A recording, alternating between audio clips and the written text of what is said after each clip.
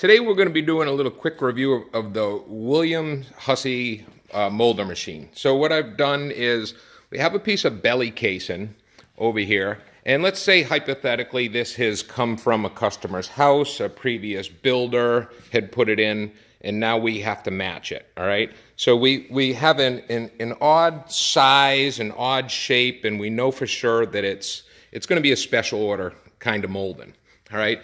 So the first thing I want to do is go over to my molder cutters to see if I have anything that is going to match that particular belly casing.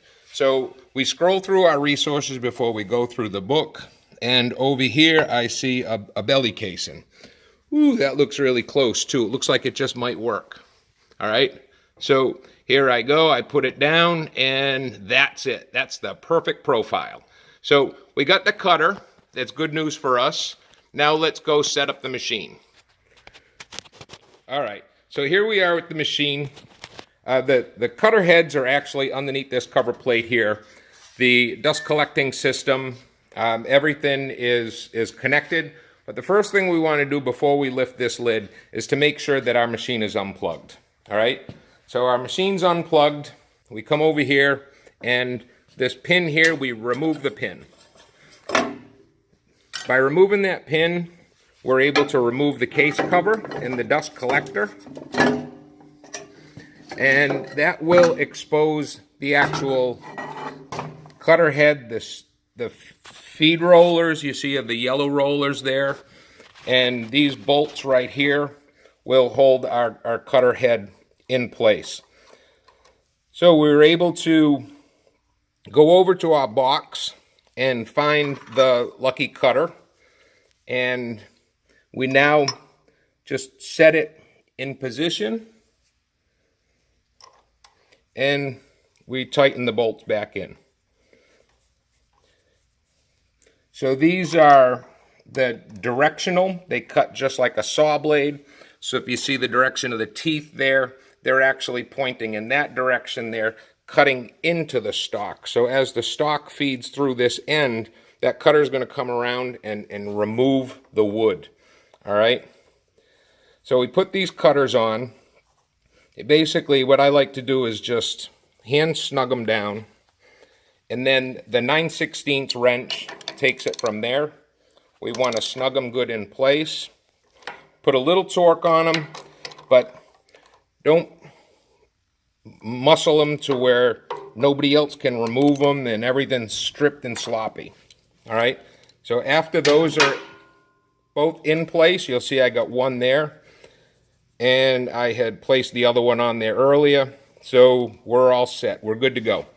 So at this point, what we want to do is put the dust collector bin and the safety cover back in position. We take our pin,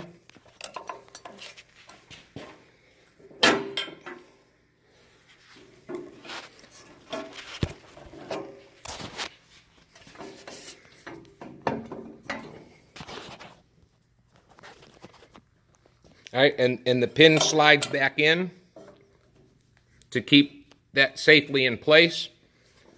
We can check, make sure our dust collection is hooked up. We're all good over there. And we want to look in before we plug it back in and make sure there's no obstructions running through there and you didn't drop a wrench or forget a wrench or anything like that. Check your area, make sure everything's clean and dust free around your area. All right, and then we're able to plug the machine back in. All right, so at this point, the machine's plugged back in. It's safe around. There's no obstructions to the machine. The dust extractor is a must with this particular machine. Always. It cannot be run without the dust extractor. It'll jam up. Everything gets really sloppy, and you just ruin the machine and your stock and everything that goes with it. So what we're going to do at this point is just turn the machine on and get the dust collector.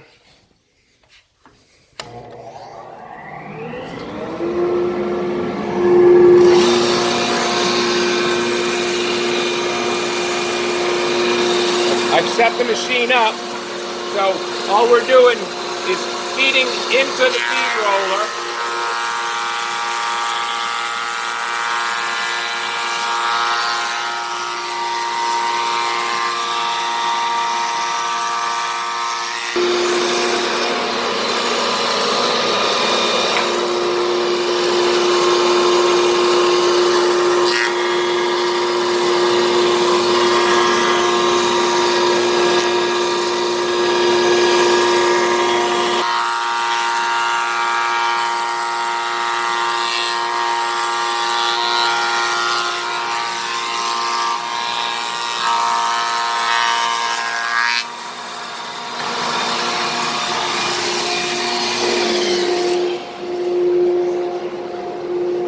All right, so there's our pass with our new stock. And if we go to our mock-up of what we wanted to match, there it is. All right, so what we have is a custom run of belly casing in less than 10 minutes. The next day, or our next video, we'll cover the radius ends of these belly casings, how to cut the radius with the router, and put that same radius arch piece through that same molder machine. All right, this is where it gets interesting. So stick with me, join me next time for our tool time adventures on Tuesdays at Duffney Builders.